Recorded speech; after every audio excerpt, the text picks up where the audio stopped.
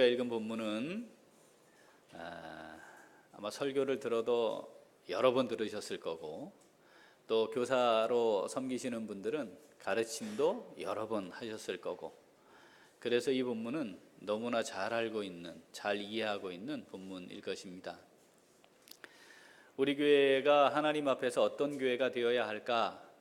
우리가 17번 하나님의 말씀을 같이 나누면서 하나님께서 원하시는, 기대하시는 교회의 모습을 함께 살폈고, 자, 그렇다면 우리 교회를 통해 하나님이 무엇인가 계획하신 대로 이끌어 가실 텐데, 우리 교회가 하나님 앞에 쓰임받는 교회로, 그 계획을 이루어드리는 교회로 서는 것,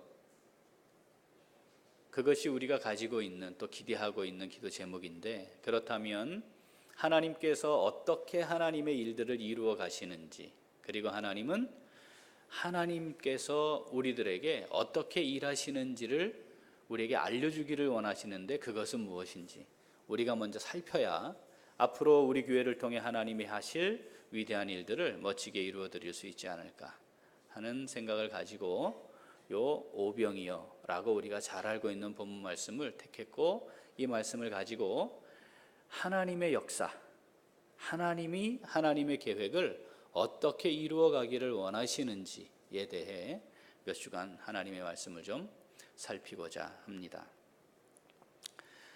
우리가 어떤 일을 계획하고 하나님께서 이루어 주시기를 위해 기도할 때 성경을 인용하면 요 오병이어 사건을 자주 인용합니다. 특히 인용을 할 때는 어떻게 인용을 하느냐 하면, 우리가 계획한 것보다 더 풍성하게, 차고 넘치게, 많이, 기대한 것보다 많이 남도록 하나님 채워주시옵소서, 이렇게 기도를 합니다. 왜냐하면 이 사건이 마지막 종결 부분에 가보면 12바구니에 차게 거두었다라고 하는 본문 때문에 그렇습니다. 신구약 성경 전체를 가지고 하나님이 어떻게 일하시는지, 하나님의 역사하시는 방법은 어떤 건지, 그리고 하나님께서 그것을 통해 어떻게 하나님의 뜻을 우리에게 보이시는지 한 사건을 가지고 정확하게 한번 설명해 보세요 하면 정확하게 확인할 수 있는 사건이 바로 이 오병이어 사건입니다. 자, 하나님께는 기적이 있다 없다? 하나님께는 기적이 있다 없다? 하나님께는 기적이 없다. 우리에겐 기적이 있다. 그런데 하나님께는 기적이 없다. 왜냐하면 하나님께는 모든 것이 다 일상이다. 원하시면 무엇이든 하실 수 있기 때문에 하나님은 기적을 베푸시는, 기적을 행하시는 분이 아니다. 그건 우리가 평가하는 것이고, 하나님은 그냥 계획하신 대로, 마음 먹으신 대로, 원하는 대로 하시는 것뿐이다.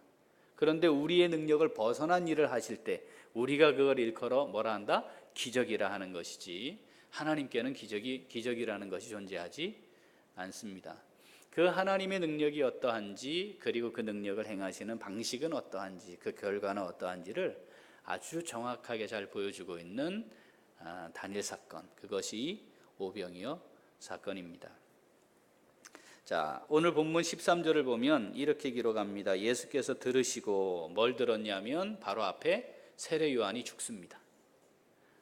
그리고 예수님이, 자, 갈릴리 바다가 이렇게 생겼잖아요. 위에서 아래로 길게, 왼쪽에서 오른쪽으로 베세다를 향해 배를 타고 가신 거예요. 그런데 그 예수님이 가시는 것을 보고 사람들이 따라서 간 겁니다. 그래서 13절을 보니까 주님이 빈들로 가셨고 사람들은 걸어서 따라갔다 했습니다. 우리가 지금 신고 있는 신발과 다른 형태의 신발이죠.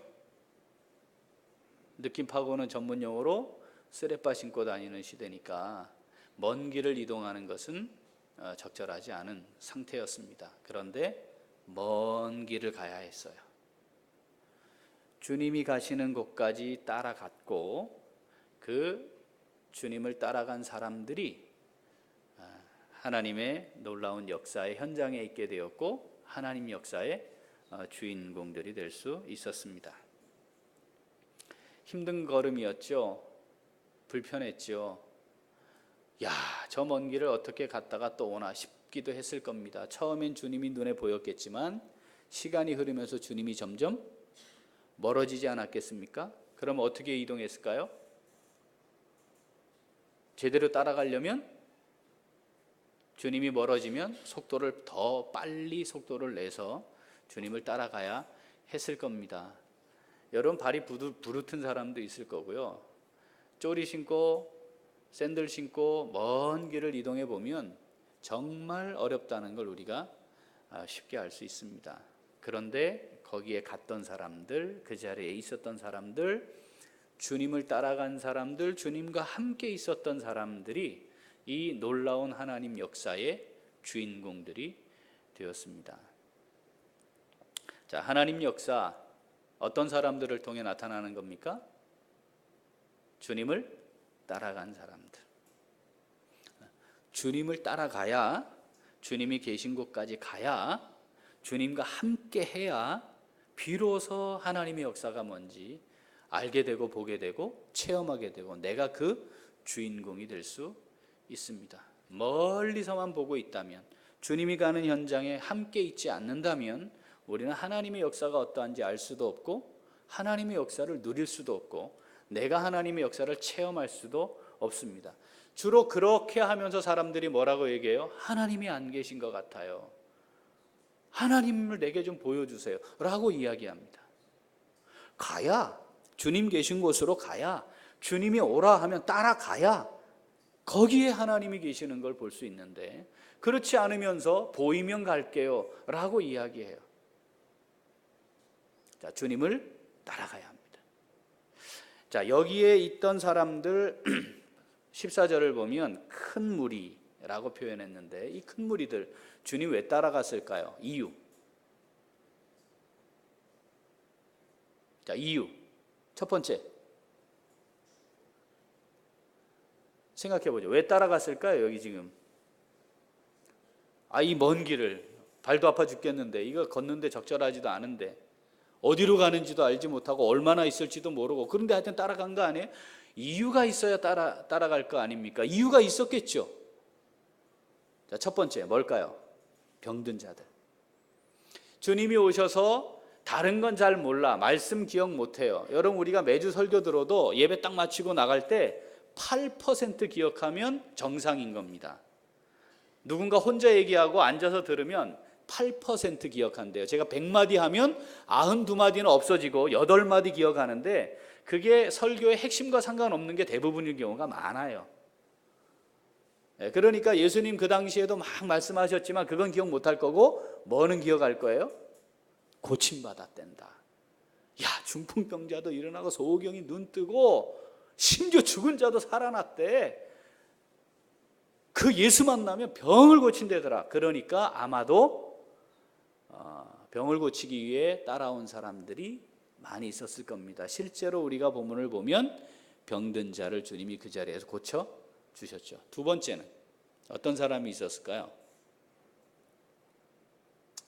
극히 소수였겠지만 주님의 말씀을 듣고 이미 고침을 받아서 이제는 내가 주님을 따르리라 하는 마음을 가진 사람들, 주님 말씀을 듣고 변화되어서 주님 뭐 어쩔 수가 없잖아요. 뭐 지금처럼 무슨 TV를 통해 녹화되거나 영상으로 유튜브 이런 걸 볼 수 없으니까 주님 말씀을 더 듣고 싶으면 주님 따라가는 방법밖에 없어요. 소수가 있었겠죠. 또 어떤 사람이 있었을까요? 벳세다 그 지역 근처에 주님 오신다는 얘기 듣고 몰려든 사람들, 소문 듣고 어떤 사람인가 한번 보자, 도대체 여기로 왔대, 뭐 이런 거죠. 다음 주 여천천에서 열린음악회를 합니다. 제가 정확히 못 봤는데 대함교회 보니까 플래카드 걸려 있던데 누구죠? 남진? 나오나? 하여튼 뭐 열린음악회 여천천 그 앞에서 한답니다. 그 사람이 공연하는 걸 서울에 가서 볼 일은 없지만 내가 여천천 근처에 살고 있는데 뭐 한대더라 저녁에, 그래 시간 있으면 가보자, 뭐 이럴 수 있는 거죠. 당시의 슈퍼스타가 누구예요? 예수님이에요. 그 지역에 왔어요. 그러니까 예수님 한번 보기 위해 모인 사람, 막 크게 이 세 정도 그룹이 되지 않았을까 싶습니다. 어디로 가는지 잘 몰랐고 얼마나 있을지 잘 모르고, 그렇지만 주님이 계시는 그곳까지 갔던 사람들, 그 자리에 있던 사람들이 하나님의 역사를 보게 되었고 역사를 누리게 되었고 하나님 역사의 주인공들이 될 수 있었습니다. 자, 주님을 따라가야 합니다. 여러분, 오늘 주님 따라오신 거죠? 주님 따라오신 거 맞죠? 습관적으로 오셨나요? 자, 우리가 예배당에 오기도 하고요, 소위 주의 일을 하기도 해요, 교회 일을 하기도 해요, 직장에 출근해요. 그런데 거기에 주님이 안 계시면, 주님이 거기 계시기 때문에 거기 있는 거죠. 주님이 나를 거기로 인도하시기 때문에 거기 있는 거죠. 여기에 주님이 나를 인도하셨기 때문에 여기 있는 거죠. 그게 없으면 주님께 집중할 수가 없고 주님과 함께하는 삶이 아니기 때문에 하나님의 역사가 있음에도 불구하고 하나님의 역사인지 깨닫지도 못해요. 그냥 사는 거예요. 그냥 교회 오는 거예요. 그냥 뭔가를 하고 있는 거예요. 이거 안 하면 찝찝해요. 그럴 수 있는 거라는 겁니다. 자, 주님 따르는 삶이 되어야 합니다. 주님 계시는 곳에 주님과 함께 있어야 하는 거죠. 자, 하나님의 역사는 주님을 따라간 사람들을 통해, 주님을 따르는 사람들을 통해 일어납니다. 주님 따라가야만 하나님의 역사를 체험할 수 있습니다. 자, 이것을 오병이어 사건은 잘 보여주는 겁니다. 자, 그러면 우리가 아멘 하고 여기까지는 이해가 됐어요. 그러면 자, 이 시대에, 그 당시는 예수님이 실제로 사람들과 함께 계시면서 움직이시니까 따라간다, 이게 확 느낌이 오는데, 자, 이 시대에 주님을 따른다는 건 그럼 뭐냐 하는 거죠.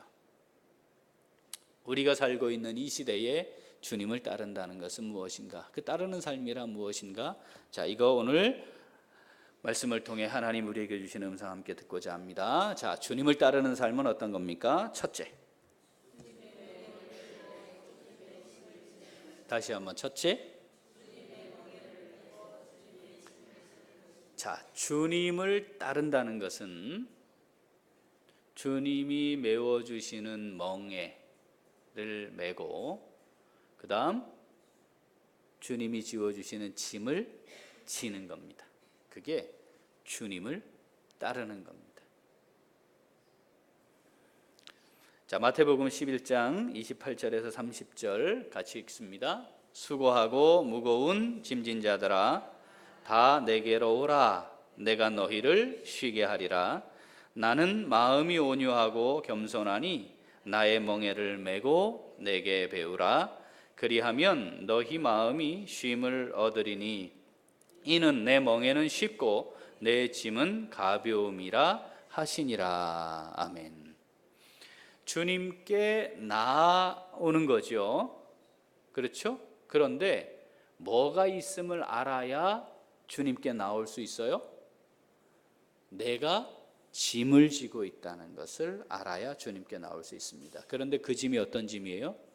매우 수고롭고 참 감당하기 어려운 짐입니다라고 깨달아져야 돼요. 그리고 또 하나, 뭐가 깨달아져야 돼요?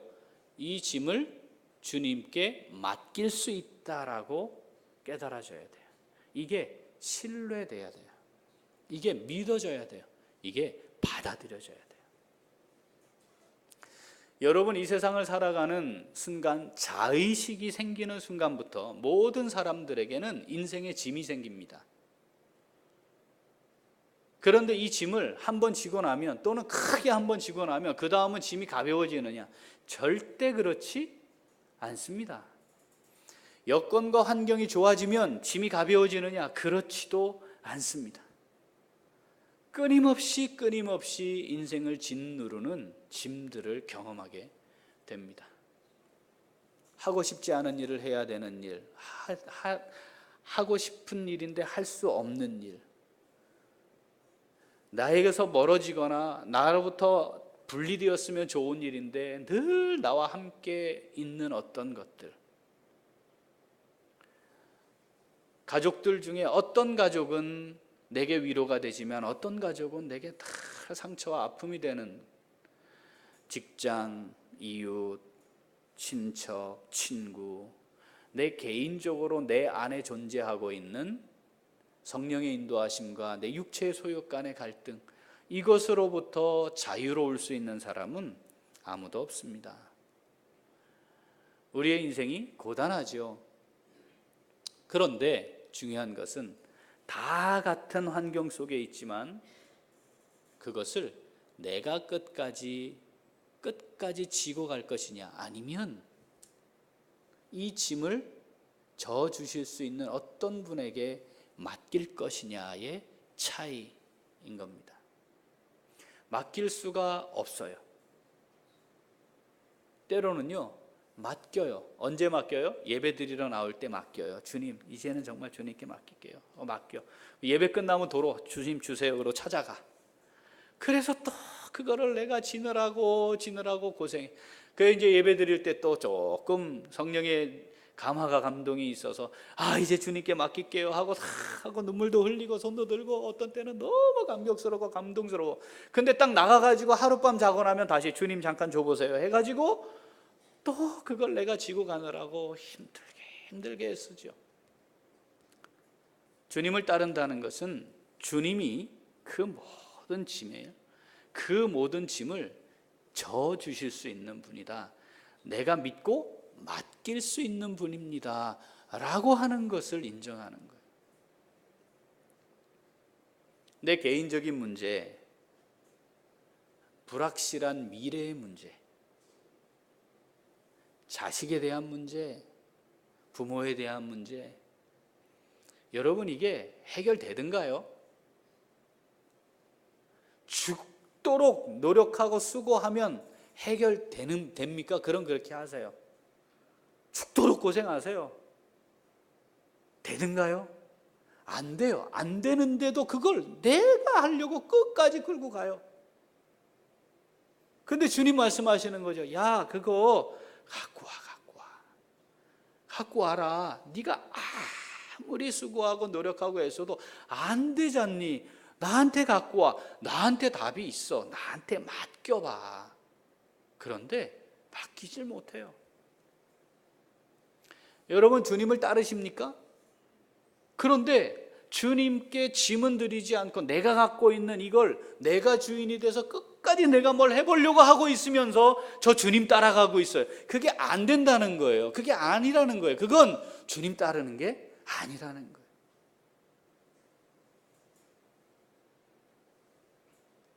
맡기세요. 그러면 주님이 불쌍히 여기십니다. 우리를 불쌍히 여겨주세요. 하나님 앞에 나와 하나님, 제 상황이 이래요. 제 형편이 이래요. 하나님, 이거 어떻게 해야 될지 모르겠어요. 제가 정말 최선을 다해서 죽도록 고생했는데 이게 안 돼요. 여기까지 하지 말고 여기까지 다 한단 말이에요. 그거는 이 땅에 있는 3억 개의 종교를 믿는 사람들이 다 할 줄 아는 거란 말이죠. 그 다음에 이걸 주님 손에 내려놓으세요. 주님 해주세요. 주님이 해주세요. 주님, 제가 어떻게 해요? 주님 제게 보여주시고 주님 인도하시는 대로 제가 잘 따라갈 수 있게 해주세요. 해야 주님을 따르는 것이 비로소 시작됩니다. 야, 일로 와. 내가 지금 졌고 내가 맡았고 내가 이렇게 이제 갈게. 일로 와 하는데 일로 안 오는데 뭐가 되겠냐 이 말이에요. 그리고 다시 잠깐만요, 주님, 안 되겠어요. 그 방법으로는 안 되겠어요. 그거 주님 뜻대로 하자니까 이게 안 되겠어요. 제가 볼 때 아닌 거예요. 다시 뺏어다가 또 내가 가는 거죠. 발이 부르틀 수도 있고 물집 생길 수도 있어요. 포장되지 않은 도로, 길도 없는 곳, 어디로 가야 할지도 잘 몰라요. 멀리 보니까 주님이 시야에서 벗어나기도 해요. 그래도 가면 하나님의 역사가 일어나는 현장에 있게 되는 거죠. 주님이 이 말씀을 하시면서 자, 그거 나한테 내려놔라. 여기 내려놔. 이건 내가 해결할게. 네가 해결 못하니까 내가 할게. 그런데 자, 내려놓고 그냥 있는 게 아니고 어떻게 해라? 이제 내가 너한테 지워주는 멍에를 좀 매봐라. 여러분, 멍에가 뭐 하는 거예요? 역할이 짐승을 조종하는 거거든요. 조종. 멍에를 딱 맸다는 말은 그 다음부터 이 멍에를 움직이고 있는 조종하는 사람에게 가야 할 길, 방향, 가고 서는 거, 이거 맡기는 거예요. 근데 이 멍에가 나는 왼쪽으로 가고 싶어. 그런데 주인은 오른쪽으로 가기를 원해요. 그럼 어떻게 하면 돼요? 오른쪽으로 가면 되는 거예요. 나는 지금 더 가고 싶은데 주인이 멍에를 세워요. 그럼 어떻게 하면 돼요? 서면 되는 거예요. 그런데 이 주님의 멍에가 없으니까 내가 하고 싶은 대로, 내가 해온 방식대로 안 되는데, 지금까지 아무리 했어도 안 되는데, 그게 안 됐단 말이죠. 그런데 여전히 그 방식대로 내가 조정을 해서 가고자 하는 거죠. 누구의 멍에? 주님의 멍에를 매라. 자, 주님 갈까요? 가라. 주님 왼쪽입니까? 오른쪽입니까? 오른쪽이군요. 주님 설까요? 아니 다 서라 하는데 주님 어떻게 할까요? 야, 계속 가라. 네, 계속 가겠습니다. 주님의 멍에를 매면 쉽습니다. 이걸 어렵게 느끼고 있다면 주님을 따르는 경험을 해보지 않은 거예요. 아니면 해봤더라도 기억에서 잊어버린 겁니다.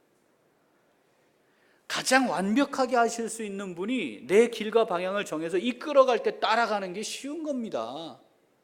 그렇지 않나요? 왜냐하면 내가 생각하는 것과 다른 결과가 나온다 하더라도 그 책임을 누가 지니까? 나를 조종하고 이끌어온 분이 책임지면 되는 거니까.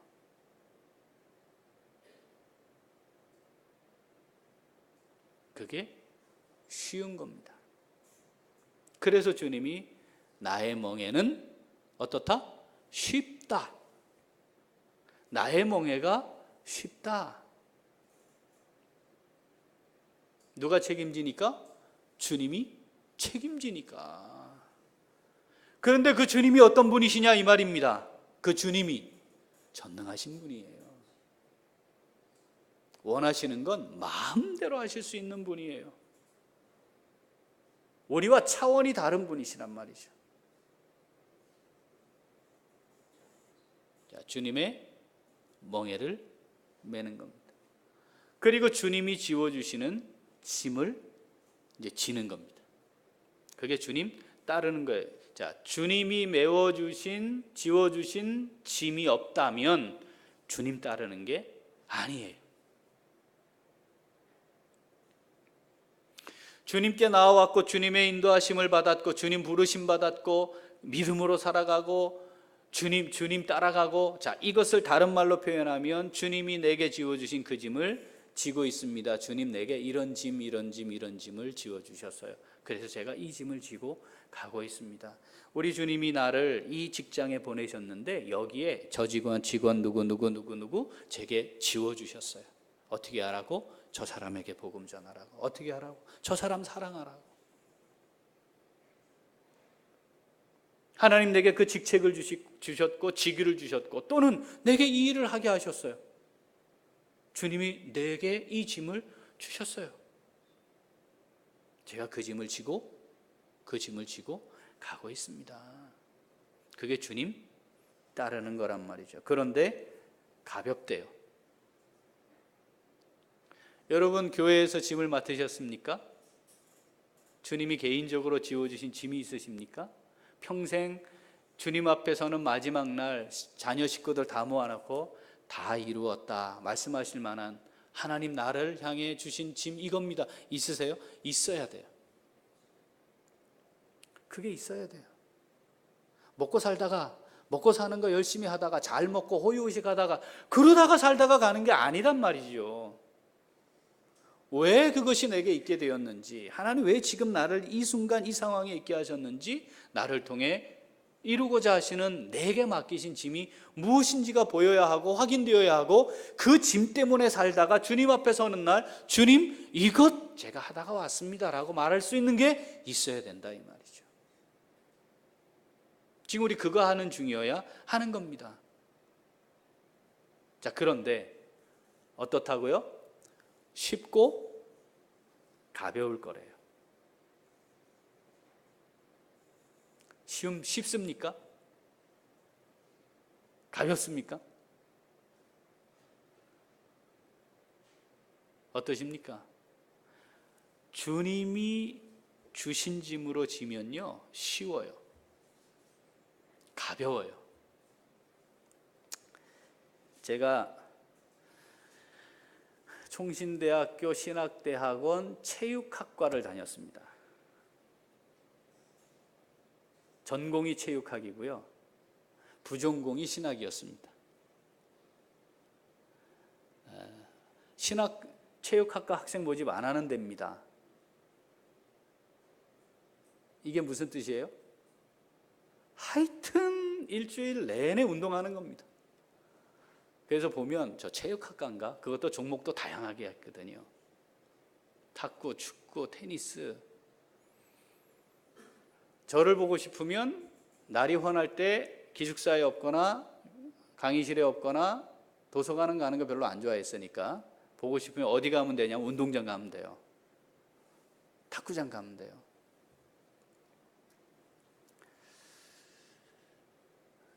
저희 아버지가 이제 자수성가해서 사업을 크게 일궜죠. 부족함이 없는 상황이었습니다. 서울에 50평짜리 집 가졌죠. 40년 전에 자가용 통학을 했었으니까 한국 차가 만들어지지 않을 때 외제차로 자가용 통학을 하는 상황이었으니까 거기다 장남이었어요. 아버지의 기대가 얼마나 컸겠습니까? 그런데 미워 죽겠는 거예요. 맨날 놀기만 하거든요. 자기 자식 머리 나쁘다고 말하는 부모는 별로 없어요. 다 아이 저놈 새끼 머리는 좋은데 하여튼 공부를 안 해서 저런다고. 대부분 머리는 부모를 따르는 겁니다. 그러니까 미워 죽겠는 거죠. 그런데 그때 생각을 다시 해보면 하여튼 공만 보면 정신을 잃었던 것 같아. 어떤 사이즈의 공이든 공만 보면 정신을 잃고요. 그 공으로 뭘 해야 되는 거예요. 금방 공부 안 한다고 얻어 터지고 또 밖에서 애들이 뛰어놀고 공소리 나면 나가요. 학교에서 제일 늦게 퇴근하는 사람이 저였습니다. 초등학교 때. 수희 아저씨가 몽둥이 들고 쫓아오면 교문 다 닫고 껌껌해질 때까지 운동장에 축구하다가 집을 갔으니까.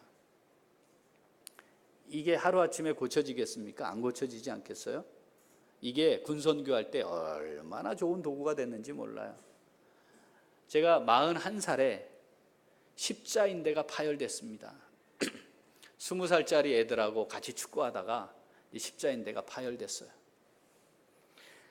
엄청 아팠고요. 병원을 갔는데 그 횡성에 있는 병원이 엑스레이 찍어보고 뭐 괜찮겠습니다. 그래가지고 십자인대가 파열된 줄도 모르고 반월상 연골판이 다 찢어진 줄도 모르고 그 말 믿고 와가지고 압박붕대를 감고 또 축구를 했습니다. 아파요. 잘 못 뛰겠어요. 퉁퉁 부었어요. 근데 또 축구를 해요. 그때 제 마음이 어떤 마음이었냐면 이런 거예요. 아파 죽겠다. 이거 해야 되나? 이게 아니고 이거 빨리 나아야 원래 경기력으로 축구하는데 죽겠네 이거 경기력 이게 이걸 내가 제대로 수술할 수 있어야 되는데 이런 마음이고 그게 안타깝지 이게 아픈 건 하나도 중요하지 않았습니다.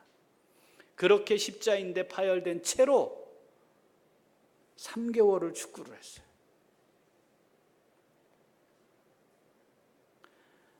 엄밀하게 따지고 보면요. 밤에 아파서 잠도 못 자고요. 진통제 먹어야 하고요. 병원에 가서 또 하고 약 받아가 약 먹고요.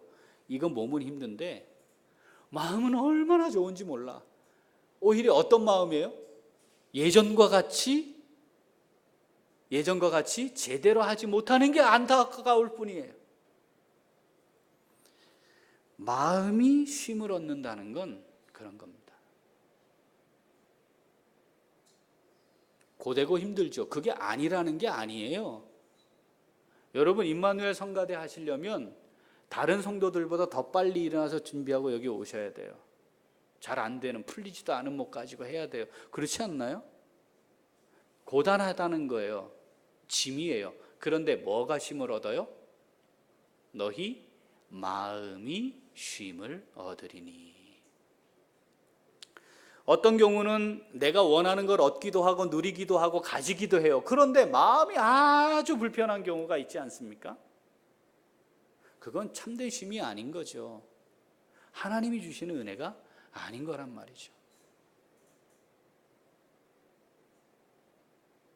누구의 짐이어야 한다? 주님이 지워주신 짐이어야 한다. 내 삶의 방향을 움직이고 가게 하는 것, 그 멍에, 누구의 멍에여야 한다? 주님의 멍에여야 한다. 그렇게 됐을 때 그거 딱 장착하면, 멍에 장착 딱 하고 주님의 짐 딱 지면 그때부터 뭐다? 주님을 따르는 삶인 겁니다. 어쩌면 그것 때문에 더 힘들고 어려운 상황이 발생할 수 있습니다. 현실적으로. 왜냐하면 그렇게 주님 따라 살아가겠다고 마음먹은 사람을 절대 사탄이 그냥 두지 않죠. 이 세상의 악한 구조가 절대로 그것을 그대로 두지 않을 겁니다. 만약에 내가 살아가고 있는데 삶의 현장에서 너무 스무스하고 너무 자연스럽고 부딪힘도 없고 그렇게 흘러가고 있다면 사탄이 보기에 얘는 그냥 가만 놔둬도 알아서 일로 셀 놈이다, 뭐 이런 거 아니겠어요? 이미 방향 바뀌어서 새서 주님과 상관없이 지 멋대로 지가 하고 싶은 대로 지 생각대로 가고 있으니까 가만 내버려 두면 글로 가는 거지. 그러니까 사탄이 가서 뭐 할 필요가 없어요. 잘한다 잘한다 해주면 되지. 얘는 돈을 주면 그렇게 될 놈이면 사탄이 돈 주겠죠. 형통해지면 그렇게 될 놈이면 형통하게 만들어 주겠죠. 그렇지 않겠습니까? 그런데 이대로 가면 안 돼. 야, 이 큰일 났다. 얘 이거 다시 이거 방향 틀었다. 그러면 가서 뭔가를 하려고 하는 거 아니겠습니까? 우리가 주님의 멍에를 메고 주님의 짐을 지면 그때부터 고달플 수 있어요. 그럼에도 불구하고 그 짐을 지고 가는 겁니다. 주님 따르는 것이란 주님의 멍에를 메고 주님 지워주시는 짐을 지는 거예요. 그런데 정말 주님의 은혜로 내가 산다는 걸 고백하기 때문에 그 짐이 쉬워요. 마음이 쉼을 얻어요.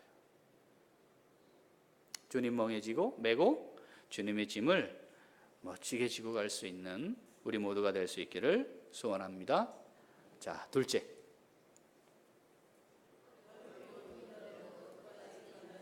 다시 한번 둘째. 자, 문제는 한 번 졌는데 한 번 지는 걸로 충분하지 않아요. 어떻게? 끝까지 지고 가야 돼요. 주님 따르는 것이란 그런 겁니다. 한 번 어쩌다가 또는 순간적인 감동에 의해서 무엇인가를 할 수 있지만 그게 끝까지 가야 하는 거죠. 자, 예수님께 아름다운 또는 함께 했던 동역자가 있었죠. 바울에게도 그런 동역자들이 많았습니다. 특히 바울의 경우는 처음부터 쉽지 않지 않았습니까? 뭐가 가장 큰 문제였죠? 그가 예전에 교회를 핍박하던 자였다는 거. 그게 계속 따라다닌 겁니다. 그러니까 뭘 하면 그 안에 시기하는 사람들, 질투하는 사람들 계속 그거 가지고 문제 삼는 거죠. 네가 어떻게 감히 하나님의 말씀을 전하는 자냐? 네가 어떻게 사도냐? 하나님의 말씀을 써서 편지로 보내면 그거 가지고 문제 삼는 사람들도 교회 안에 있었어요. 심지어는 어떻게? 그 바울을 죽이려고 했던 수많은 사람들이 있었습니다. 현실적으로. 자, 그러면 어떤 문제가 발생할 수 있냐면 바울과 동역을 하는 것이 쉽지 않은, 함께 끝까지 간다는 것이 굉장히 어려운 상황에 봉착할 수 있는 거죠. 거기다가 바울이 뭐예요? 죄수의 신분이 되어 로마로 가지 않습니까? 아무리 내가 믿고 따르는 지도자라 해도 그쯤 되면 이게 쉽지 않아요. 그런데도 거기까지 같이 갔던 사람들이 있습니다. 자, 골로새서 4장 14절 읽어볼까요? 사랑을 받는 의사 누가와 또 데마가 너희에게 문안하느니라. 자, 두 사람 누구? 누가와 데마예요. 빌레몬 24절 같이 읽죠. 또한 나의 동역자 마가, 아리스다고, 데마, 누가가 문안하니. 겹치는 사람 둘이 나와요. 누구예요? 데마하고 누가죠. 그러니까 바울이 투옥이 되었을 때에 함께 있고 투옥된 과정 속에 함께 있었던, 그러니까 정말 가장 어렵고 힘든 시기에까지 같이 있었던 사람들이 있어요. 바울을 따라 곧 주님을 따르는 사람들의 이름이죠. 그런데 그 이후에 투옥됐다가 나온 그 이후의 기록을 보면 이들 중에 문제가 생겼다는 기록이 있습니다. 디모데후서 4장 10절 읽어볼까요? 데마는 이 세상을 사랑하여 나를 버리고 데살로니가로 갔고, 그레스게는 갈라디아로, 디도는 달마디아로 갔고. 자, 이 중에 간 건 괜찮은데 어떤 표현이 등장해요? 나를 버리고 세상을 사랑하여. 누구예요? 데마. 왜 그랬을까? 왜 그랬을까? 감옥에 갇혀 죄수의 신분이 되어 감옥에 갇혀 재판을 받아야 하는 상태에 있는 때까지도 같이 있었는데, 그때까지도 같이 있었는데 왜 바울을 버렸을까? 왜 그랬을까?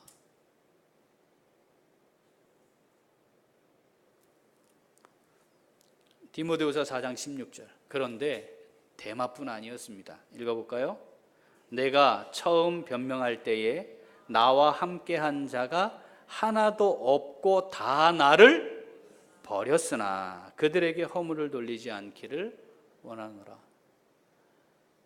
이랬었어요. 여러분, 만약에 우리 교회에 바울이 담임 목사님이다. 여러분 어떻게 하실래요? 여기 막 차가 넘치고 부흥하고 그렇지 않겠습니까? 그럴 것 같지 않습니까?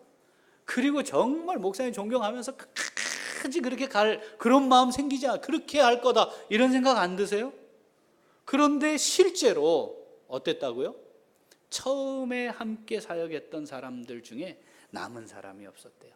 다 버리고 갔대요. 뭐였을까? 여러분, 뭐였을 것 같습니까? 주님을 따르는 게 아니었던 거예요. 여러분, 이거 우리가 정말 하나님 앞에서 잘 살피고 점검해야 합니다. 주님을 따르는 것이 아니었던 거예요.